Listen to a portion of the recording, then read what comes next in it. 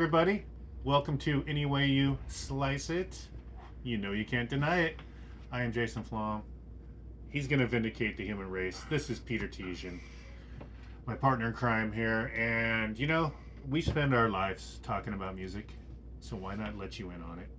And today, we decided to talk about, we're getting in that time travel machine again, and it's 1971. This guy wasn't even born yet. When 1971 came to be, I was 3 days old. You were? Yes. So yeah, I mean, but obviously, we've done our homework. We love these albums. We're going to talk about them. And we barely needed to do homework because it's just what we're into, really. Oh, yeah. I mean, we talked a lot about Kiss for the first couple of years, which we will more. So some stuff brewing, but 71, I mean, 60s. That's really why Jason and I can do this, because we connect on so many eras and different kinds of tunes from different, over the decades.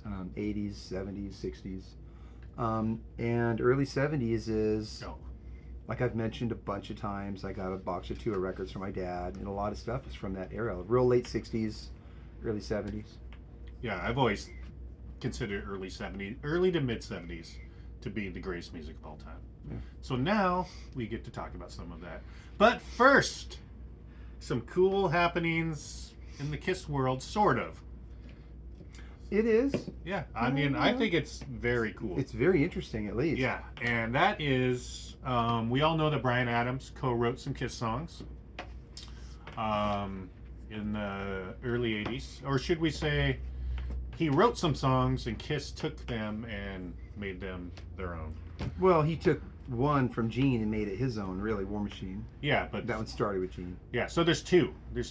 Well, Down on Your Knees he co-wrote. I can't remember Down on Your Knees. Is it a Mitchell Adams? Yeah. Stanley thing? Yeah. Oh, okay. Yep. So that's on Killers, but Kiss decided to record Rock and Roll Hell, which was an Adams Jim Vallance song. Jim Vallance was, I don't know if he is now. Probably not. I don't know. He was Bryan's writing partner back then. Because before Bryan became, the Canadian singer-songwriter sensation of the 80s, he was, writing songs with Jim Vallance and trying to make money, So Kiss came a-calling. But first they did Rock and Roll Hell, which was on a BTO album, right? Mm-hmm. Yeah, so they changed a few things. Gene definitely made it his own. And so Bryan heard about that, and Kiss called him to the studio in LA where they were recording Creatures of the Night, because they wanted to do some co-writing, because they'd already did Down on Your Knees and now Rock and Roll Hell. Anyway, he liked a riff Gene had. He took it home. He worked on it. War Machine was born. So yeah, he's released Rock and Roll Hell recently, and on the flip side of the single, War Machine. We don't know why he decided to do that now. Now, of all, Kiss is done. Yeah. And it will possibly get less attention from the Kiss crowd now. I don't know, but not only did he do these, but he did like the War Machine vocals, got distortion and maybe a bit of flange, just like Gene. Yeah. And he made videos for both of these. It's kind of nuts that I like that he is acknowledging the whole thing. And yeah, definitely. It's super cool. That's why we're bringing it up. But he made videos for both. It's crazy. Yeah. And I think the real reason to bring it up is one of them in particular, War Machine, is fucking incredible. I love it. Let's talk first about Rock and Roll Hell. That was the first one he released. It's that his version, although it's good, does make me miss Gene singing, because there's certain ways Gene had his inflection. Bryan doesn't have that, and nor should he. It's he's Bryan Adams, this is Gene Simmons, but the way Gene goes into the choruses with some screaming and Bryan doesn't do that. Obviously. But when you get on the level of like Bryan Adams or Paul or Gene, all those guys, they're all singers they're top shelf singers. You know what I mean? And they're different though. Oh, very. So Bryan, I love the first 5 or so Bryan Adams albums. His first one is like 81. Is it 81? I couldn't tell you. It's the early 80s. I think it's 81-ish. Cuts Like a Knife is great. That's a good song. I know that. Yeah. Yeah, Don't Leave Me Lonely's on there, right? Co-written by Eric Carr. Yeah. And then later, me and my friends were singing Summer of '69 all the time in 6th grade, and he's got a couple albums after that are really great too. Yeah. I've always loved it. Let's do something right now, people. Throw away your misconceptions of Bryan Adams. You know, the stupid Robin Hood song, we know. You know, forget that. Okay, that was late 80s, 90s, you know. Forget that. The guy rocked in the 80s. Yeah, and even before that, he did ballads, but who's to say some ballads are great? You know what I mean? Yeah. So, yeah, people liked him for a reason. Yeah. You know, and Cuts Like a Knife, though. What a song. Jason's favorite song is Crazy for You by Madonna. Crazy? Where'd that come from? I don't know. It's a ballad. I do remember it. Yeah. Yeah. So the first video is just kind of like a live thing, or he's playing it in front of like a building. He's on a rooftop somewhere. Yeah. I didn't read the details, but And the new video is an action. yeah, It's an it's action like a nuclear war kind of thing, War Machine. Of course, Bryan Adams. I mean. Yeah. But he did well, and he finally came through for all those Kiss fans Yeah. that wanted to see him just talk about it more and talk about how it was writing with them or Well, I wish he whatever. would talk about it more, because we were looking for him. Like, we were Yeah. thinking, is there some new interview with him, like where he's talking about why he did this, and we couldn't find anything. I scoured the internet, people.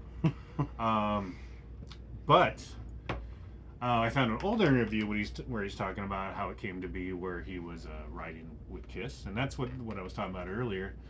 So yeah, he comes to the studio where they're recording Creatures, and next thing you know, he's working with Gene on War Machine. Yeah, Gene has the. He said Gene had the riff. We think it was the the riff, the heavy Yeah. riff played on the E string.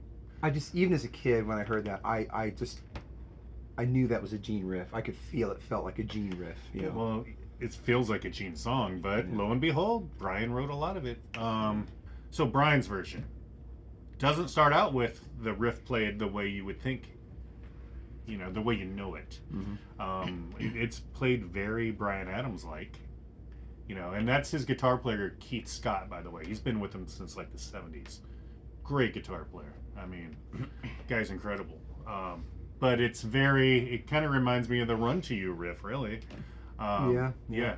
Very Bryan Adams when it starts. But then, you know, it gets into the verses, and you got that heavy riff. Yeah, his vocals have that flange on it, and he changes some lyrics. Let's talk about this. That's true. He does change some. I thought this was interesting because he changes the lyrics to be even more morbid than the Kiss version, which is weird. Bryan Adams, you know, in later years, I think he had more of a clean image. You know, but maybe. Dude, pretty soon we're gonna see him with like an onk on his face. He's gonna be like Bryan Adams Kiss. Yeah. He's gonna pull a Vinny. Yeah, exactly. Everything's leading towards that. Yeah. I see it coming. It has been for years, just very, very quietly. Yeah. So he changed the first line in the Kiss song, of course, is what's the very first line? Gonna bite the hand that feeds. Gonna bite the hand that feeds me, want to turn the tides. Bryan's version is gonna bite the hand that feeds me, want to watch them die. Yeah. Whoa. So we were wondering, is Bryan singing the original lyrics before Gene changed it? And then we're also wondering, why did Gene change it to gonna turn the tides instead of watch them die? Couple of lines later, where Gene would sing gonna vindicate the human race, Bryan sings gonna crucify the human race. Come on, Bryan, crucify the human race. Were either of Bryan's demos for these included in the box sets that have been coming out for Bryan Adams? Not songs? that I have. I really need to get. I need to get Reckless, Cuts Like a Knife. I love those albums. I gotta get those box sets. Would be worth getting. Finding excuses to buy new vinyl too. So Bryan Yeah. made the lyrics more darker. It fits in the video though. If you watch the video, it's very dark. But it's just interesting that Gene changed a few lines, you know, and made it less dark, if you will. Although it's a very dark Kiss song.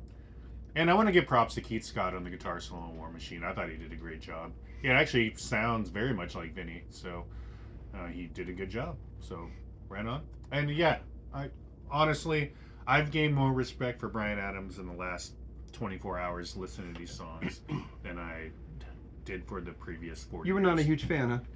I mean, he didn't like suck, but He's always, got good songs, but it was always kind of special to me. I have those classic albums on CD, and I have a couple of them on vinyl, and I always thought to myself, this is the level I liked it on. Some people would say it's a guilty pleasure, but with Bryan Adams, I always thought that's not a guilty pleasure. That's just like right. That's one notch above that. That's good. That's good shit. So that's the way I feel about like Hall & Oates. Yeah. Like guilty pleasure. What are you talking about? I love Hall & Oates. You know what I mean? Yeah. See, laugh, Peter. See? Go ahead and laugh. Hall & Oates is great. Yeah, Oh, yeah, good songs, man. But no, I've never owned a I've never owned a Peter Tesian album. No, I actually do. Never owned a Bryan Adams album. Yeah. So what would you suggest? I think I have 2 Reckless over here. I'm gonna get Reckless I tonight. can probably send you with one. He's I got gonna- another surprise for you. This leads me into my next. Oh, segue. This leads me into the Peter segment of the evening. Oh yeah, Peter has a segment he wants to dish out Mhm. on you. I'm just gonna kick back and watch. Indeed, this is kind of like what's in your bag. Although I bought it, I'm filming myself, I'm pushing it out there all on my own. No one really cares like they do. Have you with- been shopping at Amoeba Records? Yeah, nobody really cares like with like Dave Mustaine, who's in your bag. Me, I'm just say I want to do it. I'm doing it. So I went to Half Price Books today. Which I one? got- Give this actual Tacoma. store. Tacoma No Half one Price knows. Books. Yeah, those friends in Hawaii. I'm in Tacoma buying records. Just today, this was purchased. So I noticed that not just at Half Price Books, I love Half Price Books, but at different stores too, records have been coming down a little bit. You notice that? Maybe it's Because you've told me. Maybe because new pressings are coming out for everything. So, love the Cow Sills. This is like psychedelic. Not Brady Bunch. What's the other? God, we have Partridge Family? Partridge. This is like psychedelic Partridge Family, and it's badass. Psychedelic Partridge. It Family. is. Have you heard them? No, I've never listened to Cow Sales, but let me ask you some questions my about God. them. Yeah. First of all, do they play their own instruments? I think some of them do, but they probably all sing. They're a family, right? It's a pop group. It's a family. Yeah, it's a pop group. I don't really know who put it together or who the big producer was or exactly how much they're controlled or whatever. I don't know. But Well, yeah. the Rain, the Park, and other things. That is a great Indian Lake. But I had some of these songs on 7-inches, and they're like must have got heated up somewhere or something because they skip and they're kind of warped. So I found this today, and then and that's their greatest hits. Best of basically. Cow Sills, yeah. And you don't have this 10 years after record, do you? Nope. That's why I picked this baby up for you. Only $5, and I think it's the best 10 years after record ever recorded. Alvin Lee. Merry Christmas. Are you serious? You're Well, giving it to me? I already have 2. Oh, thank you very much. I have a Right German on. one. I have a German one that's really nice pressing, Thank you. and Right on. I have an American one like this. Right on. And then the Thank other you. thing I found today was I was on my way out the door and I saw this Epic label. I saw this old vintage Epic label, and it was 99 cents when I picked it up. And I was like, am I seeing that correctly? It's Happenings 10 years ago, 10 years time ago by Yardbirds, which was the first single that came out. I don't even think that, what's the album, Little Games? I don't think they had recorded the album yet. But this single came out. It's the first single came out when Beck and Jimmy Page were in the group. Can you imagine that? Yeah, and Jimmy Page he's going to sessions and like starting to write stuff and putting things together. He's becoming the songwriter. And guess who he has come play bass? One guess. Jack Bruce. John Paul Jones. Oh, okay. Played bass on this. And I didn't know that actually until today because I looked it up, like what's it worth, and Really? it sent me on a little thing, but I didn't know about the John Paul Jones. How cool thing. is that? So for $1, Yardbirds.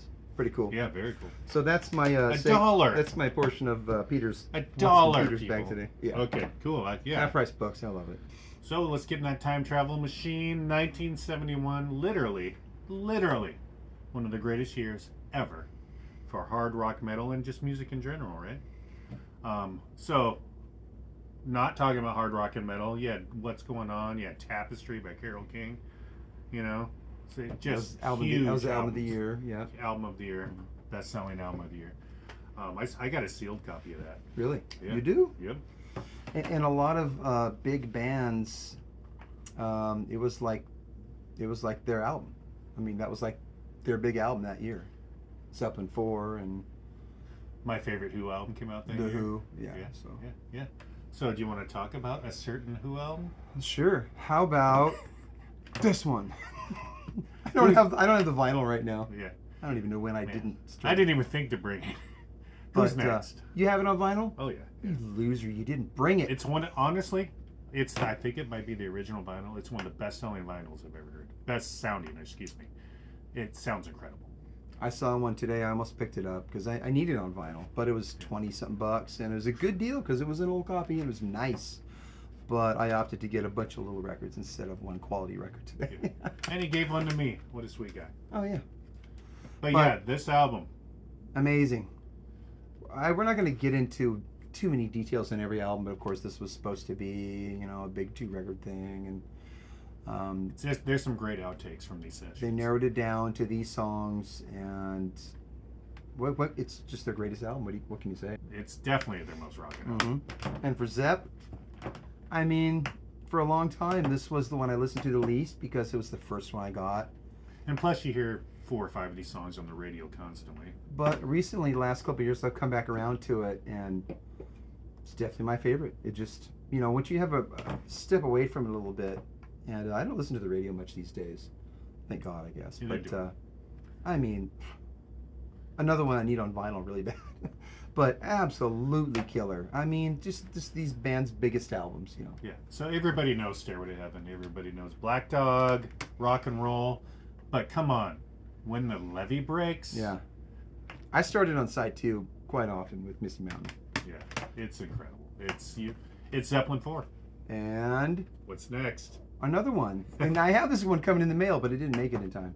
But Master of Reality. They just really kicked it up a notch here. Third album. Maybe it's definitely one of their best, but at the time, this really went beyond what they did on their first few albums, first couple albums. Yeah, I would call this maybe one of their darkest albums. They started tuning down. That was a big thing, Yeah. There And were some bands tuning down before this. There's, in fact, 68 or 67, there's a band called Hair. It's kind of like some of the albums heavy, some of the albums just bad pop, but look it up. Just Hair? It's called Hair. Not the soundtrack. I checked. I pulled the guitar out one day, and I remember they're tuned down to like C or something. It's insane. But it's not on this quality level at all. But, I mean, another 71 record that's just magnificent. Yeah, wait, really quick. I mean, Sweet Leaf, Children of the Grave, Lord of this World, Into the Void. I mean, a couple instrumentals too that are really cool. But absolutely incredible. Volume 4, the next album, even better, in my opinion. So I love 4. Those two and those next two right in a row. That's a nice pair. yeah, and then you have Sabotage. I mean, come on. What Or you got excuse me, no. Sabbath, Bloody Sabbath, and Sabotage. Yeah. What you got there, Jason? That we're not even going to talk about. We're Just hold it up. okay. So take that. I have to show people what's inside. It's Alice Cooper Killer, but here's the cool thing about this. He released an album just as good earlier in the year, Love It to Death, which we don't have to show you, sorry. Yeah. But this album came with a calendar, and here's the picture on the calendar. How cool is that? It looks like Paul Stanley's Destroyer outfit with Gene's blood coming down. Very good. See, there you go. Yeah. Very cool picture inside. Sorry, Peter. Sorry. That's right. That's okay. It's okay. Alice Cooper Killer, his second album of the year. Love It to Death was first. Both albums I could not think more highly of. Mm-hmm. I mean, just take a listen to some of these songs. Well, Under My Wheels, most people know that. Be My Lover, Halo of Flies. That's prog rock right there. Listen to it. Desperado. Amazing. Then, to me, side 2 is even better.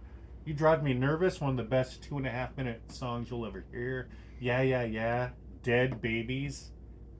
Dead Babies, Peter. It's a great album. And then Killer, the title track.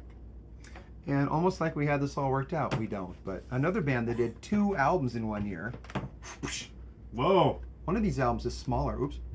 I like the sound effects you had there. I mean, this 2 in a row, holy shit. And like this one here, this is like, what did we find out? November? Yeah, this came out in November 71. Probably UK November. And mine says 72 on it, and we figured that's probably America. But I mean, arguably their best record. Still, probably the first record someone buys if they're interested. Careful, don't drop that. It's fragile. Yeah, no, that's right. Okay, I had to. It was the first one I put on and experimented with, and admittedly, I didn't totally get it till years later. I picked up what's that one called? Yes, Years? No, Yes, Classic Yes. Classic. And when I got Classic Yes, I went back and I started buying all the albums. But I mean, probably their best record for the general public, and for me, Close to the Edge is probably the one I put on the most these days. But Fragile, another just huge album from '71, and this one was just earlier in the year. This is the last one without Wakeman, and 2 in 1 year, really. See, this right. Well, let's talk about the songs in this one. That is my preferred album. That's out yours? of the two. Yeah. Yeah. Yours is No Disgrace. Starship Troopers. I've seen All Good People. Absolutely incredible, right here. So I'm looking here. Another really one that was really a big one for me at the time when I was a teenager, and it's just one of the greatest albums of all time. Aqualung, '71. The band just, I mean, they went to Thick as a Brick after this, and it's more expansive. It's totally proggy, but most people this is probably most people's favorite. It's definitely one of them. It's- Benefit's good. You know. '71, it's crazy. So many bands did their best album that year. That's the thing. That's why we're here talking about It's crazy. it. Yeah. And with Jethro Tull, I'll mention this. I watched a video from the Benefit tour yesterday, and it's just called Benefit. And they come out. Ian's got a microphone down here for when he's going to play acoustic later. It doesn't even have a line on it. He's just miking the acoustic with like a 58 or something. He's got another mic up here. So he comes out. Everybody makes noise. They're shuffling around. This audience of 20,000 people or whatever are watching them just bump around and move their mics up and down and stuff for like 3-4 minutes. I mean, that's '71. This was late '70, I guess. But this is the era. This is part of why there's a natural thing still happening. Recording qualities were getting high, but you had a drum kit with coated white heads, and you put a couple overheads and kick and snare maybe, and that's how things were recorded then. So '71 is just timeless because there's something natural to a lot of the recordings and stuff. Without a doubt. And you've been on a Jethro Tull kick. I have been on a Tull kick. Right on. Yeah, but Aqualung's so good. It really is. I like Hymn 43. Oh yeah. Yeah, it's amazing album. Yeah. Absolutely amazing. You could call that's their zenith right there. Yeah. Yeah. Great albums afterwards, don't get me wrong, but What do you got from '71 next, Jason? let's talk about Humble You Pie mentioned that one earlier. performance rocking the Fillmore. Mhm. First of all, we know we have some Kiss fan viewer listeners. They got a lot of it here, really. A lot of what you hear on a live, the sound, everything, it's from this. And Paul's vocal techniques that he's used throughout his whole career. Listen to Steve Marriott on this, okay? This album, first of all, let's state this. By far, the heaviest Humble Pie album. Yeah. Okay, listen to the first song, 4-Day Creep. Listen to the crunch in that. Absolutely amazing. Yeah, the studio albums are not entirely like this because the studio albums are kind of more, there's a lot of soul on there. I mean, this is just the band playing. They'd be bringing a bunch of backup singers and horn players and stuff, and they get on these tangents and do soul stuff, but this is a rock album for sure. Absolutely. And everybody shines on this. The solos, Frampton solos, the drumming. The bass player's got a great voice too. Yeah, absolutely. And again, a little history for you. Engineered by Eddie Kramer at Electric Ladyland Studios. Now, a young Paul Stanley was there outside the studios and could hear them doing that. So goes the story. But this album, one of the greatest live albums of all time, 1971. Absolutely great. All right, so I got a tie-in here with Eddie Kramer and Electric Lady. Promotional copy too. This is the second Cactus album, and it may be their best. Their first album musically is amazing, The recording is a little rough on the first album, you know. The third album, Restrictions, is probably just as good as this, but everything really crystallized right here on this record, I think. So this has been a big one for me. This isn't one that I had as a kid.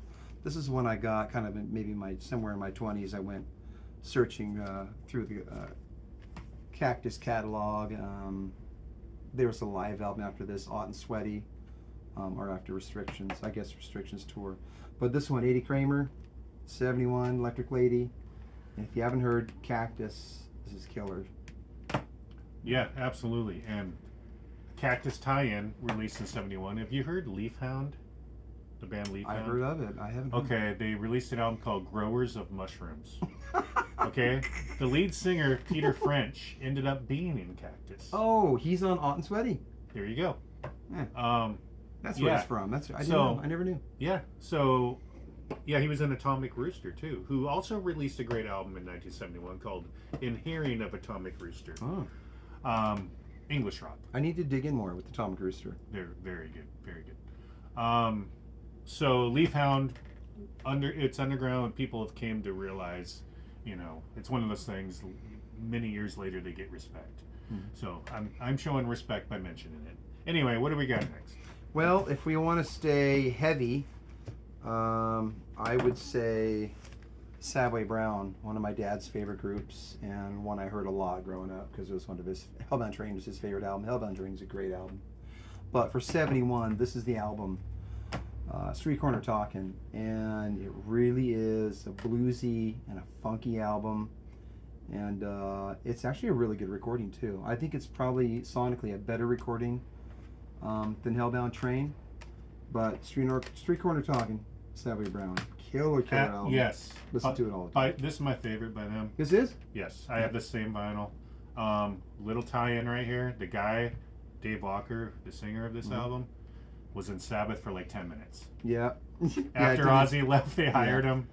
Helped write a couple things. Did a TV show or two, and then TV show. He was. I think they were doing Junior's Eyes. Yeah. Then he was out. Gone. Just like David Donato or Ron Keel. Like you're in the band for 10 minutes, then you're gone. But a lot of these bands, their momentum is coming up from whenever they started in '68 or '9 or whatever. They get to 71, they a lot of them reached a pinnacle. You know what I mean? And then big change. Yeah. They had to go somewhere else because it was just a huge change from there. But this particular album right here, very killer record. Look it up if you haven't heard it. Very bluesy, hard rock. Some of it. Great cover of an Al Green song. Yeah, I can't get next to use on there. Wang Dang Doodle is so funky. It really is funky. Tell Mama. Yep. That's a great pop song. You know, this album isn't big like, say, Led Zeppelin 4 or anything like that. This isn't on any charts anywhere, of course, but it's just great stuff. You know, they were not underground, but they were, of course, never big like Zeppelin or Sabbath, but killer stuff. Kim Simmons, the guitar player. Amazing. What you got, Jason? One band I love that I hardly ever mentioned. I think I wore their t-shirt once, but the Allman Brothers. Mm-hmm. Their live album. Okay, we've talked about one of the greatest live albums of all time. How about Live at Fillmore East? Another Fillmore album, recorded in 71. Mm-hmm. And also, for the record, Frank Zappa did as well. But yeah, that Allman Brothers album. That, if somebody said, describe Southern rock to me, I'd just hand them a copy. Statesboro Blues, all that stuff. Whipping Post. I mean, the Allman Brothers. That is a classic album. Yeah, so I can honestly say the Allman Brothers played together as good as any, conglomeration of people I've ever heard. Dreams and stuff like that? Oh my God. Oh, yes, yeah. Dreams. That's the exact and song. Elizabeth, for me, it's the first two studio albums, and how I got it when I was 15 or so was Beginnings. Is a twofer. It was a 2-record set of the first two albums. So I never had those first two albums. I just had that version, but that's a great version. Yes, well, unfortunately, not long after those two albums, tragedy struck, and they lost Dwayne, and then things just fell apart after that. I mean, they still have put out some good stuff. I mean, Dickie Betts was a great guitar player. Mm-hmm. I mean, listen to anything off Brothers and Sisters. That's Dickie Betts. and he recently That is passed. a great record. Yeah, it really is. But yeah, Allman Brothers, great, and Live at the Fillmore East is their pinnacle. And if you look at the cover of the album, by the way, and I'm sorry we don't have it to show, the reason they're all laughing is because somebody had just handed like Greg like a big bag of weed, and he like hit it really quick, and then they took the picture. So. And Cher's like, Cher's like, no. All right, so next we got a pair of prog rock albums that are two of my favorites. The first I'll mention is, I'm pretty sure this is a really cool import version. Yeah. Oh, how cool is that? It's a Charisma label version, How and cool it's is just that? spotless too. I found this on eBay. I got a really good deal on this one. But the first album with Phil Collins, English prog rock. The tunes are really, really great. The recording is kind of rough. It is distorted, snares a little distorted and stuff. So the recording isn't perfect. And by the way, I noticed that in our last episode we talked about who else recorded in the same studio as the first Sabbath album. And Genesis did record their first album. Regent? Yeah, Regis. Okay. They did record their first album. They're from Genesis to Revelation. I love that album. Yeah. I know it's not what you would expect. Yeah. You know, but I love it. But so killer. I'm not going to say it's my favorite because the next record, Foxtrot, whoa, really, really good. But killer, killer, killer. And then one of the other huge prog bands. And again, it's not my totally my favorite. My favorite for these guys is Trilogy. Love, love, love Trilogy. Yeah, I like the first. You do? Yeah. All of them up till Tarkus, you know. But all of them up till Brain Salad. Brain Surgery. Salad, yeah, Brain Salad. But Tarkus, this is a great, great album. And a great album cover too. It's so cool. And this is another one. I feel like I got a really cool import. Let me see. Oh yeah, well, it's a Manticore. So once they got their label going, I'm That's guessing. good condition. That's nice. Look how nice that is. I'm admiring your Tarkus album. Don't touch it. Ooh. But a couple more really great prog rock albums where they just everybody really hit their stride in '71. Yeah. Yeah, amazing stuff. What you got, man? Stuff. Next up, are you a T-Rex fan at all? I'm gonna admit I'm not, but you can. You're not at all? Chat about it all you want. Well, first of all, no, they're not one of those bands I'm like defending till the end of time. But Electric Warrior is a damn good album. Yeah. I will say this about T-Rex, or let's face it, it's Mark Bolan, really. Mm-hmm. T-Rex and the Slider, 71 and 72. It was all downhill after that. Those are the only really albums I really like. I really, yeah. I don't know much about it. Yeah, Electric Warrior has Bang a Gong and has Jeepster's amazing.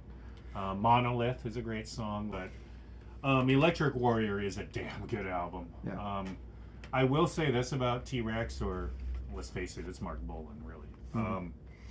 T-Rex and the Slider, 71 and 72. It was all downhill after that. Those are the only really albums I really like. I really, yeah. Electric Warrior has Bang a Gong and has Jeepster's amazing.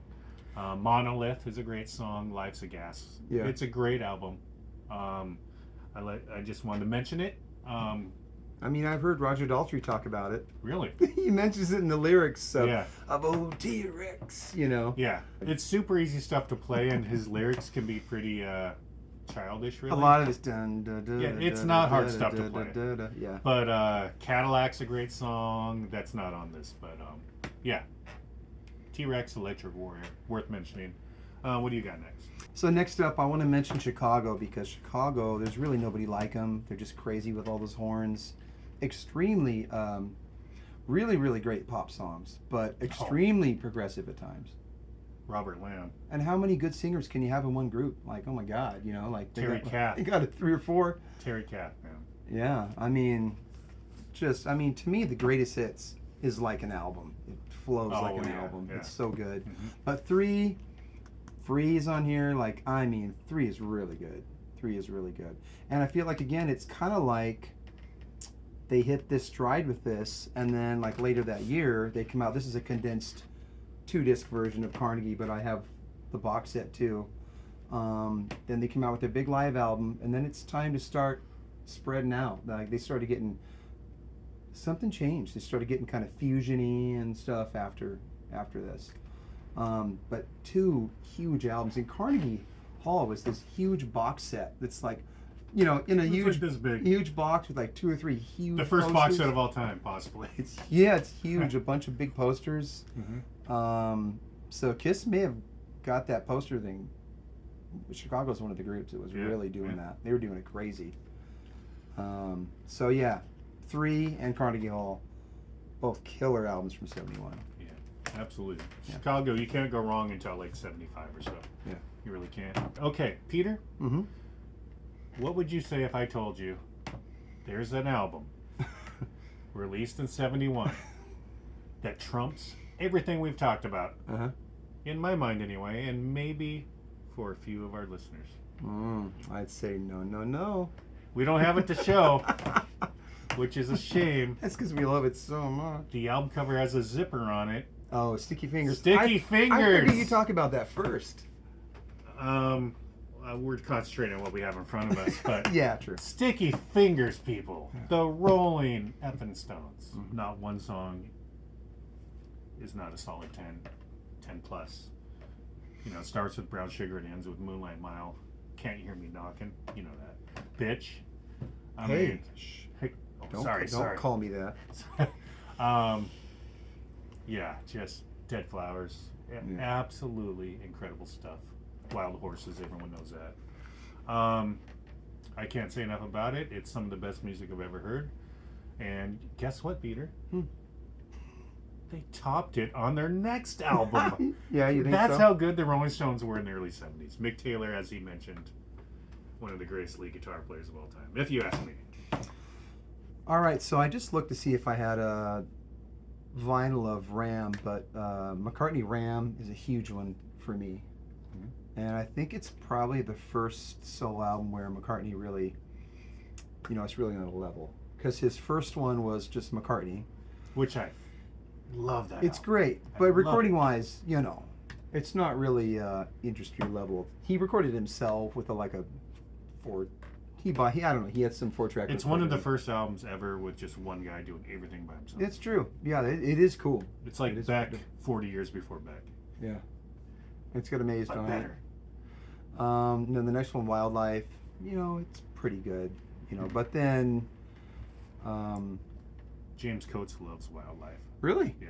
Wow. A friend of ours. But Ram, every song, it's, to me, Beatles, Yeah, it is. it's Beatles quality, every Very song. And his vocal, he must have blown his voice out a dozen times recording all that stuff. He's just giving it. So Ram is a great record. And another one that's Beatle associated is Imagine.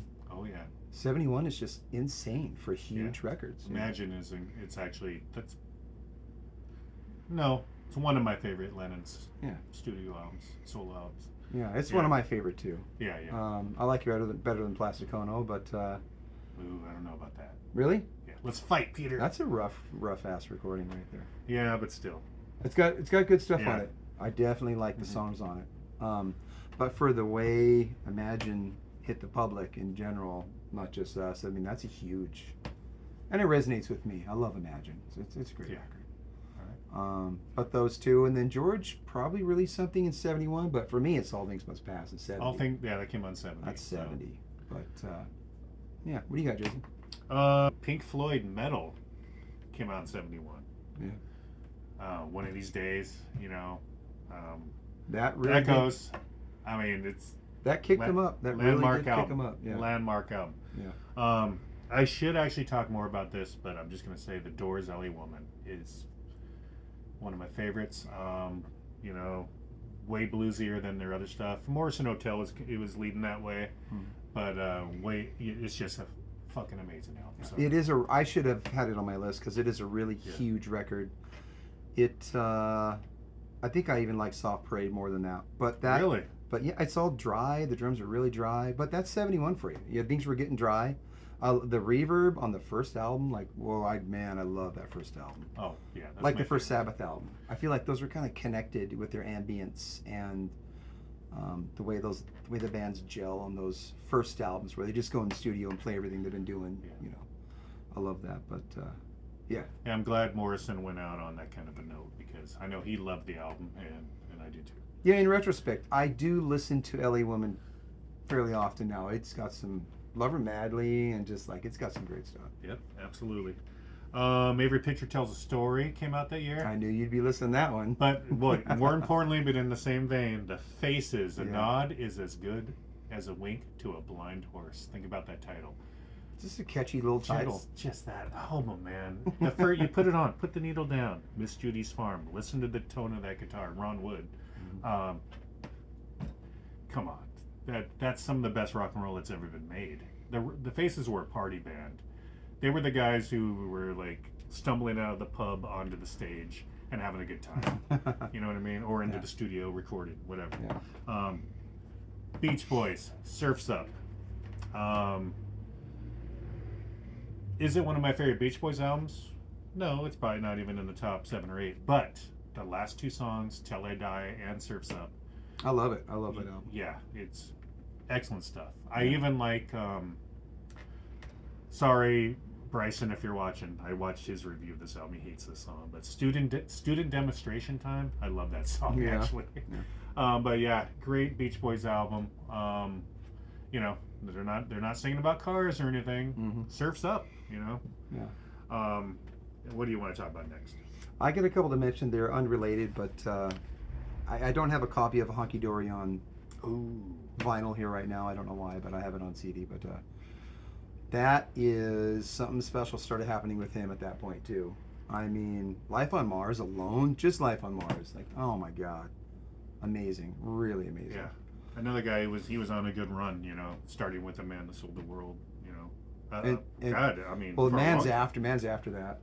Man's like 72, I think. But are you sure? I think so. Honky Dory 71, and that's the one produced by what's his name? Yeah, that did what I was going to mention next. Actually, Birds of Fire. You recorded Birds of Fire and all those Spectrum, Billy Cobham. You recorded all those Supertramp albums. What's his name? How come I can't think of his name right now? Anyway, he's amazing. But the album before Birds of Fire was Jsnflm, and that's 71. So Mahavishnu Orchestra was a jazz fusion group, but they were rocking so hard. They were rocking rock bands off the stage. Like Aerosmith's first tour was opening for Jsnflm. Wow. And yeah, Steven Tyler said it was just insane. I mean, it just didn't fit, but like they got blown off the stage literally. So Jsnflm is such a great album from 71. Yeah. We should do an Aerosmith episode at some point. Yeah, they were my third group I really geeked hard on. It was Kiss, Sabbath, and then Aerosmith, and Just like Aerosmith in the 70s, that could be an episode. yeah. Because we don't care so much after that. Well, good some early 80s. Yeah. You got anything else you want to mention? Yeah, definitely. Not hard rock, not metal, but an album that had a huge impact on me, probably from the mid 90s on, was Harry Nilsson's Nilsson Smilson. Mm-hmm. And a funny story about this, I might have told this at some point. I doubt it. I don't know why Harry Nilsson would have came up. But if you look at the cover of the album, it's Harry Nilsson. There's some Beatles ties in. There's some Beatles tie-ins there. He did an album with John Lennon in 75 called Pussycats. Actually, 74, I think. Amazing album. But anyway, on the cover of the album, he's in a robe. I think he has Yeah, you know the cover. That's the one. The inside the album comes with a pull-out poster of the same picture. I had that hanging up in my bathroom at my apartment back in the 90s. And my mom used my bathroom, and she came out and she goes, "Why do you have a poster of you in your bathroom?" Yeah, it is true. It's true. Harry Nilsson, in that photo anyway, he looks a lot like me, or say, I look like him, I guess. Mm-hmm. So much so, my mom thought it was me. That's First funny. of all, why would I have a poster of me in my bathroom of me in a robe with like a pipe? Or no, maybe it's a cup of coffee. I can't remember. I think it might be. Yeah. You know, why would I do that? Mom, think. Okay. Anyway, the album's incredible. You know, Jump Into the Fire and no, Jump in the Fire. Jump into the Fire. Yes, Yeah. And Coconut's on there, and great album. Crosby, Stills and Nash released Four Way Street. Great live album. Stephen Stills 2 came out. Uriah Heep, Look at Yourself. Great. So English Demons rock. and Wizards, That's 72. 72. That's the one for me. 72, my fave, future probably, episode. Probably my fave. Yeah. 72 is another big year, of course, you know, but yeah. And really quick, just because I mentioned it on my favorite albums of all time, well, favorite albums from the 70s from American bands, Little Feat's debut album came out in January 71. Oh yeah, you mentioned that one before. Yes, and also I mentioned on that episode, New Riders of the Purple Sage, their debut album came out. Those albums are monumental to me. Mm-hmm. Okay, that's all I have to say on that. All right, I think I'm done with my list. I'd say in retrospect, I would say the Zeppelin, although I did the same thing in the phases of getting into Zeppelin when I was a teenager, getting burned out on a couple of the big albums, and then coming back around to it and going, whoa, you know. But 4, Master of Reality, Who's Next, I'd say those are probably resonating with me the hardest out of all of them. And I know they're the biggest bands, and I don't care. I'm not usually, I try to not be that guy who's super cool and I got the rare shit, but it's big for a reason, you know. Yeah, definitely. Those 3 albums are just monumental. Yeah. I would echo what he's saying. I would include the Alice Cooper albums and this sucker right here. Yeah, 1971, monumental. I feel like we might have overused that word just. Here's another one, another 71er right there. Oh, But talking about this? But this is better. And for the, for all you people who might not be super familiar with Humble Pie, Peter Frampton was the original guitar player, and this is actually his last album with the band. Maybe they got too heavy for him on this because he went solo and it was never. Yeah, but I feel like he made it heavy. Like I don't know. That's weird though. When he. Yeah. Well, without a doubt. Yeah, the whole band is. I mean, this album starts with "Shine On," which is his thing. Yeah, he's pointing to Rock On. It's another band that had like 3 great singers. You know. So when they did this album, they were on that tour in 71. Oh, by the way, another Kiss tie-in for you Kiss fans out there, if you're still watching. I Walk on Gilded Splinters. If you listen to that from this album, you're gonna hear the beginning of I Still Love You, because Paul. Yeah. I mean, I'm telling you right now, this is a ripoff. But was it Vinny? But was it Vinny that had that little progression, or was it Paul? I'm thinking it was Paul. I think Paul was more the Humble Pie guy. Well, you know, Paul Stanley will probably comment on this. Of course. They'll set it straight. What do you have to say, Paul? Come on. Yeah, I Still Love You was ripped off from that song on here. So, just the beginning. Lovingly borrowed, probably. Lovingly borrowed. Okay, I think that's. You want to talk about Fireball? Fireball's not my favorite of the 3 in a row. There's 3 in a row there in rock. Machine Head, nothing's as amazing as Machine Head for me, but Fireball is 71. Think about what it's sandwiched between. They were on a roll for sure. In it's rock great. And Machine Head, and there's Fireball in between. They were on a roll, and it does have some great screaming on it. But the songs, I mean, it's Machine Head and In Rock for me. But yeah, it is a great album. So. Yeah, Black Oak, Arkansas, their debut album came out. That's a band I've grown to love over the years. Great Southern rock there. Yeah, so that's about it. Oh, God. See? Halfway home I would have thought about this. I would have been What, that Cosby comedy record? The Kinks. Muswell Hillbillies. You bad boy. The Kinks, man. Don't talk to me. I can't. If I've never mentioned the Kinks on this channel before, I am a huge Kinks. See, I don't know much about 70s Kinks. I like the 60s. Really? I'm a 60s fan of the. Oh, I can turn you on to some stuff. Sitting on the sofa. Muswell Hillbillies. First of all, look at the album cover. Open it up. Look at it. I mean, it's just incredible. 20th Century Man. Just so many good songs on there. The title track, Skin and Bones. Here Come the People in Gray. I love it. I mean, the Kinks were the most English of all the English bands. That's why maybe they didn't become as huge as, say, your Stones or Beatles or bands like that, because they stayed true to where they came from. Not that the other bands didn't. I'm just saying. Yeah, Kinks, Muswell Hillbillies, absolutely love it. Ray Davies, Dave Davies, love it. So in retrospect, these albums from '71 are still everybody's favorites. I think it's because the recording quality had gotten pretty darn good, and some bands were allowed to just produce themselves and deliver the album. You know, Atlantic Records was a big company that like put out people's albums the way they wanted. Here's the Yes album, we're delivering it to you. They've never even probably heard it, and Fragile or whatever just goes out, just how the band wanted, you know. And things were recorded a little more natural because things were you could record things pretty darn good then, but you know, there's no Pro Tools. You know, there's 8 tracks, usually some 16 tracks going on here and there maybe, but it was, you're recording things kind of organically, you know. So Yeah, and there was no real drum machines really. Todd Rundgren, there's a couple people who used like organ drum machines a little bit here and there, kind of whimsically, but you weren't basing albums off of it. correct. Yeah. Non-musically speaking, bands were starting to put thought into their album covers and, you know, the whole packaging. You know, case in point, and you know, the Chicago album he was talking about. So yeah, things were really taking off, and it was a fun, exciting time. And I was not there. Yeah, And he wasn't even alive. He wasn't even like.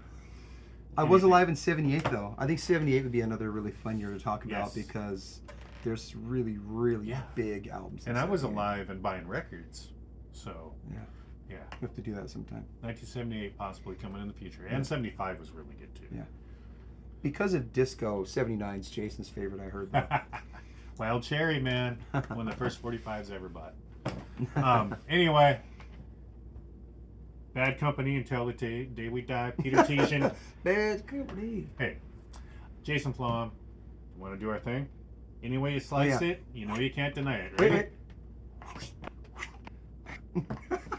Okay, thanks for tuning in. Yeah.